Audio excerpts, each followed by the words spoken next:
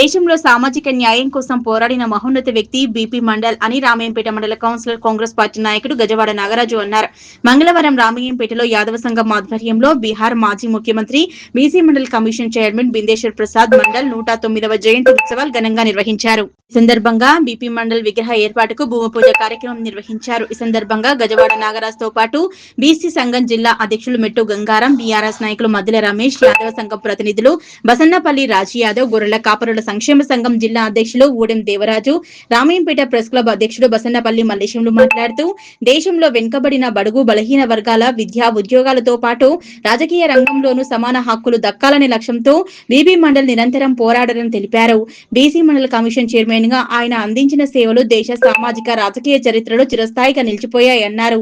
వెనుకబడిన తరగతుల అభ్యున్నతికి 27% బీసీ రిజర్వేషన్ల ద్వారా బీపీ మండల్ చేసిన కృషి ఎంతో కీలకమైందన్నారు.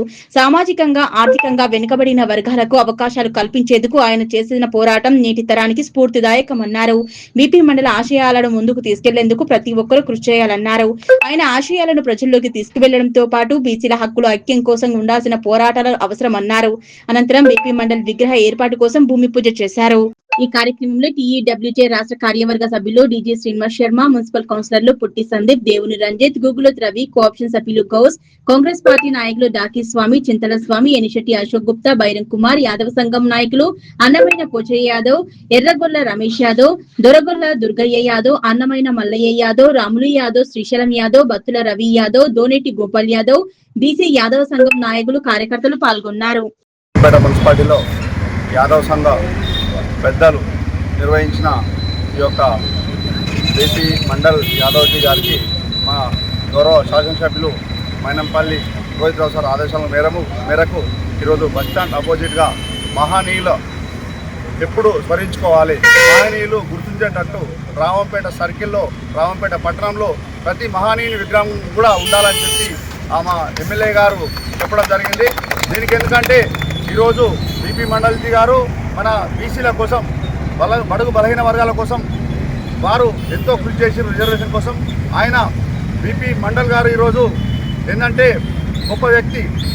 ఆయన జన్మించింది ఉత్తరప్రదేశ్ వారణాసి. ఆయన విద్యను అభ్యసించిన సామాజిక న్యాయం కోసం పోరాడిన BC mandal commissioner chairman Yadavji గారికి ఈరోజు వర్ధంతి కార్యక్రమాలు చేయడం జరిగింది యాదవ్ సంఘం ఆధ్వర్యంలో.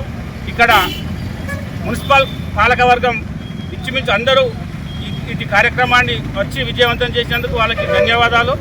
ఇలాగే మన బీసీల కోసం పోరాడిన ప్రతి ఒక్కరిని స్మరించుకొని వాళ్ళ గురించి వాళ్ళు మనకు చేసిన సేవలను మనం స్మరిస్తామని మనస్ఫూర్తిగా కోరుకుంటున్నాం. సామాజిక న్యాయం కోసం తన జీవితకాలం పోరాడిండు. మన వెనుకబడిన తరగతుల వారికి విద్యలో కానీ ఉద్యోగాల్లో కానీ సమాన అవకాశాలు కావాలని తన జీవితకాలం అంతా పోరాటం చేసిండు. అట్లనే రాజకీయంగా కూడా సమానత్వం కావాలని రిజర్వేషన్ల కోసం పోరాటం చేసి చివరికి రిజర్వేషన్లను మాత్రం బీసీలకు సాధించిన ఘనత బీపీ మండల్ గారికి దక్కుతుంది. ఆయన ఆశయాలను ప్రతి ఒక్కరూ పాటిస్తూ ఆయన అడుగుజాడలు నడవాల్సిన అవసరం ఉంది. దీనికోసం ఈరోజు మన బీసీ రిజర్వేషన్ రూపకర్త బీపీ మండల్ బిందేశ్వర్ ప్రసాద్ గారి 109వ జయంతి సందర్భంగా ఇక్కడ కార్యక్రమానికి చేసిన మున్సిపల్ పాలకవర్గానికి, యాదవ సంఘం నాయకులకు, మిగతా బీసీ నాయకులందరికీ ధన్యవాదాలు, శుభాకాంక్షలు. మన బీసీలకు 27% రిజర్వేషన్ ప్రస్తుతానికి ఉందంటే ఆయన బిందేశ్వర్ ప్రసాద్ గారి చెలవే.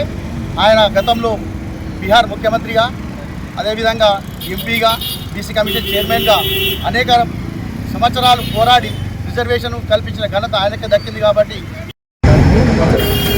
బీపీ మండల్ గారు చేసినటువంటి పోరాటం ఈరోజు మన మెదక్ జిల్లాలో రామాయంపేట మున్సిపల్ పట్టణంలో నిర్వహిస్తున్నాము.